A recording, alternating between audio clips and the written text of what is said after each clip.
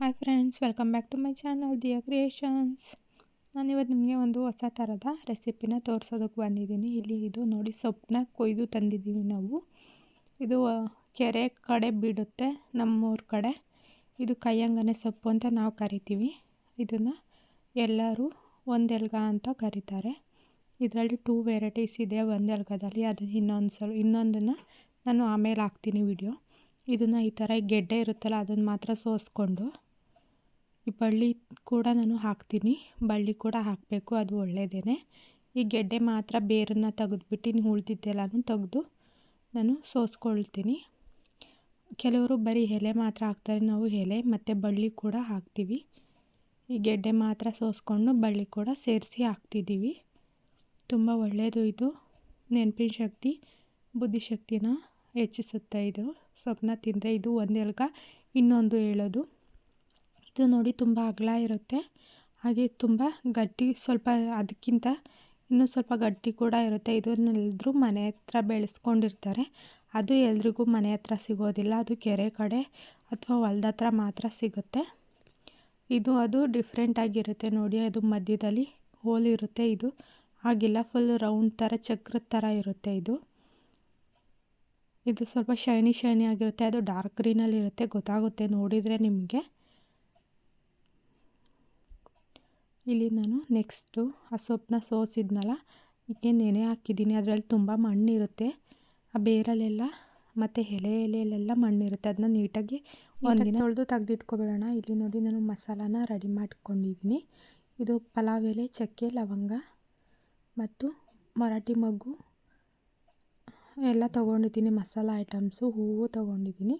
ಹಾಗೆ ಕರಿಬೇವು, ಶುಂಠಿ ಬೆಳ್ಳುಳ್ಳಿ ಪೇಸ್ಟು, ಈರುಳ್ಳಿ, ಟೊಮೊಟೊ, ಹಸಿಮೆಣ್ಸಿನ್ಕಾಯಿ ತೊಗೊಂಡಿದ್ದೀನಿ. ಅರಿಶಿನ ಪುಡಿ ಮತ್ತು ಇದು ಚಕ್ಕೆ ಮಸಾಲ ರೆಡಿ ಮಾಡಿರೋದು ಮನೆಯಲ್ಲೇ, ಅದನ್ನ ತೊಗೊಂಡಿದ್ದೀನಿ. ಹಾಗೆ ಸೊಪ್ಪು ರೆಡಿ ಮಾಡಿ ಇಟ್ಕೊಂಡಿದ್ದೀನಿ ಕಟ್ ಮಾಡಿ. ಈಗ ಅದನ್ನು ಯಾವ ಥರ ಮಾಡೋದು ಅಂತ ನೋಡ್ಕೊಳ್ಳೋಣ ಬನ್ನಿ. ನಾರ್ಮಲ್ ಪಲಾವ್ ಯಾವ ಥರ ಮಾಡ್ತೀವೋ ಅದೇ ಥರ ಮಾಡೋದು, ಆದರೆ ಇದು ಹೆಲ್ದಿ ಬುದ್ಧಿಶಕ್ತಿನ ಹೆಚ್ಚಿಸೋದಕ್ಕೆ ಈ ಸೊಪ್ಪಲ್ಲಿ ಯಾವ ಥರ ಪಲಾವ್ನ ಮಾಡೋದು ಅಂತ ತೋರಿಸ್ತಿದ್ದೀನಿ. ಸ್ಟವ್ನ ಹಚ್ಚಿ ಪಾತ್ರೆನ ಇಟ್ಕೊಳ್ತಿದ್ದೀನಿ. ಹಾಗೆ ಇದಕ್ಕೆ ಆಯಿಲ್ನ ಹಾಕ್ಕೊಳ್ಳೋಣ. ಈಗ ನಿಮಗೆ ನೋಡಿ ಎಷ್ಟು ಬೇಕೋ ಅಷ್ಟು ಆಯಿಲ್ನ ಹಾಕ್ಕೊಳ್ಳಿ. ನಾನು ಕೂಡ ಎಷ್ಟು ಬೇಕೋ ಅಷ್ಟನ್ನ ಆಯಿಲ್ನ ಹಾಕ್ಕೊಳ್ತೀನಿ. ಹಾಗೆ ಪಲಾವ್ ಎಲೆ, ಅದೇನು ಮಸಾಲ ಐಟಮ್ಸ್, ಚಕ್ಕೆ, ಮರಾಠಿ ಮೊಗ್ಗು, ಹೂವು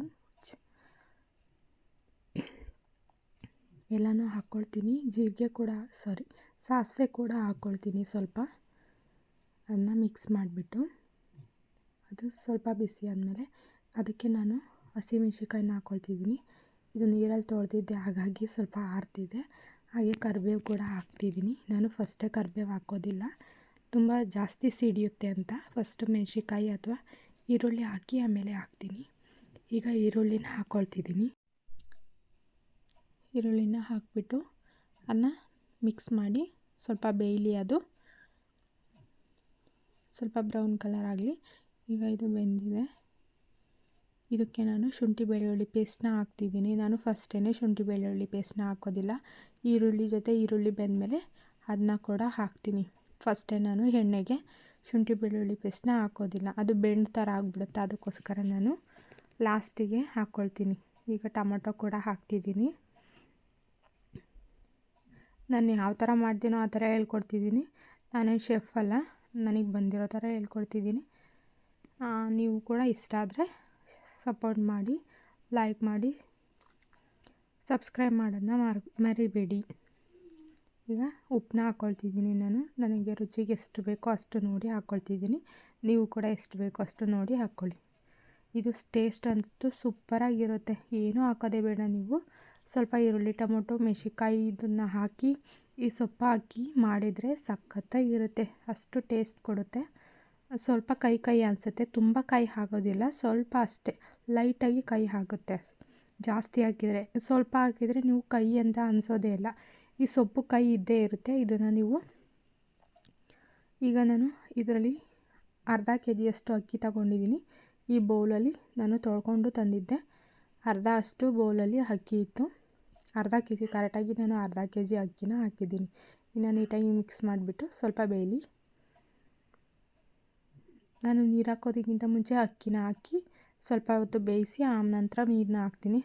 ಆ ಬೌಲಲ್ಲಿ ಎಷ್ಟು ನಾನು ಅಕ್ಕಿನ ತಗೊಂಡಿದ್ನೋ ಅದರಲ್ಲಿ ಅದೇ ಚರಕಲ್ಲಿ ನಾನು ಮುಕ್ಕಾಲಷ್ಟು ನೀರನ್ನ ಹಾಕ್ತಿದ್ದೀನಿ. ಅರ್ಧದಷ್ಟು ಅಕ್ಕಿ ತಗೊಂಡಿದ್ದೆ, ಮುಕ್ಕಾಲಷ್ಟು ನೀರನ್ನ ಹಾಕ್ತಿದ್ದೀನಿ. ಒಬ್ಬೊಬ್ಬರು ಫುಲ್ ಹಾಕ್ತಾರೆ, ನಾನು ಅಷ್ಟೊಂದು ಹಾಕೋದಿಲ್ಲ. ಸ್ವಲ್ಪ ಹುಡಿ ಹುಡಿಯಾಗಿರಬೇಕು ಅಂತ ಮುಕ್ಕಾಲಷ್ಟು ಹಾಕ್ತಿದ್ದೀನಿ. ಇದು ಚಕ್ಕೆ ಪೌಡ್ರು. ನಾನು ಮಸಾಲ ಏನು ತೋರಿಸಿದ್ನೋ ಅದನ್ನೇ ಮಸಾಲಾನ ನಾನು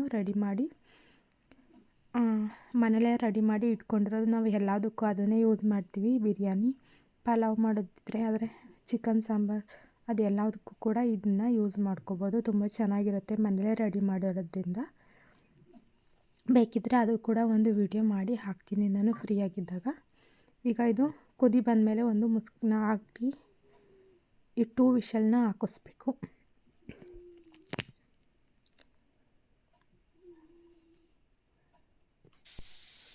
ಈಗ 5 ವಿಷಲ್ ಆಗಿದೆ. ಸ್ವಲ್ಪ ವಿಷಲ್ ಇಳಿದ್ಮೇಲೆ ಓಪನ್ನ ಮಾಡಬೇಕು. ಓಪನ್ನ ಮಾಡಿ ಈಗ ನೋಡಿ ಎಷ್ಟು ಚೆನ್ನಾಗಿ ರೆಡಿಯಾಗಿದೆ. ಇದನ್ನ ಮಿಕ್ಸ್ ಮಾಡಿಬಿಟ್ಟು ಲಾಸ್ಟಿಗೆ ಸರ್ವ್ ಮಾಡ್ಕೊಳ್ಳೋಣ. ಯಾವ ಥರ ಇರುತ್ತೆ ಅಂತ ಟೇಸ್ಟು ನಾನು ನಿಮಗೆ ಹೇಳ್ತೀನಿ. ತುಂಬ ಸೂಪರಾಗಿರುತ್ತೆ ಟೇಸ್ಟ್ ಮಾತ್ರ. ನೀವು ಕೂಡ ಒಂದು ಸಲ ಮಾಡಿ ಟೇಸ್ಟ್ ಮಾಡಿ. ಈ ಸೊಪ್ಪಲ್ಲಿ ಯಾರೂ ಪಲಾವ್ ಮಾಡಿರಲ್ಲ ಅಂತ ನನಗೆ ಗೊತ್ತು, ಅದಕ್ಕೋಸ್ಕರನೇ ನಾನು ವಿಡಿಯೋ ಮಾಡಿದ್ದೀನಿ. ಎಲ್ಲರೂ ಆ ಸೊಪ್ಪನ್ನ ಹಾಗೆ ತಿನ್ನಬೇಕು ಅಂತಾರೆ, ಹಾಗೇನೂ ತಿನ್ಬೋದು. ಬಿಸಿ ಕೂಡ ಸೊಪ್ಪಿನ ಸಾರು ಕೂಡ ಮಾಡ್ತೀವಿ ನಾವು ಮೊಳಕೆ ಹುರುಳಿಕಾಳು ಜೊತೆ ಈ ಸೊಪ್ಪನ್ನ ಹಾಕಿ, ಸಖತ್ತಾಗಿರುತ್ತೆ. ಈಗ ಸರ್ವ್ ಮಾಡಿದ್ದೀನಿ, ಸೂಪರಾಗಿದೆ. Thank you. ನೆಕ್ಸ್ಟ್ ವಿಡಿಯೋದಲ್ಲಿ ಸಿಗೋಣ. ಬಾಯ್ ಬಾಯ್.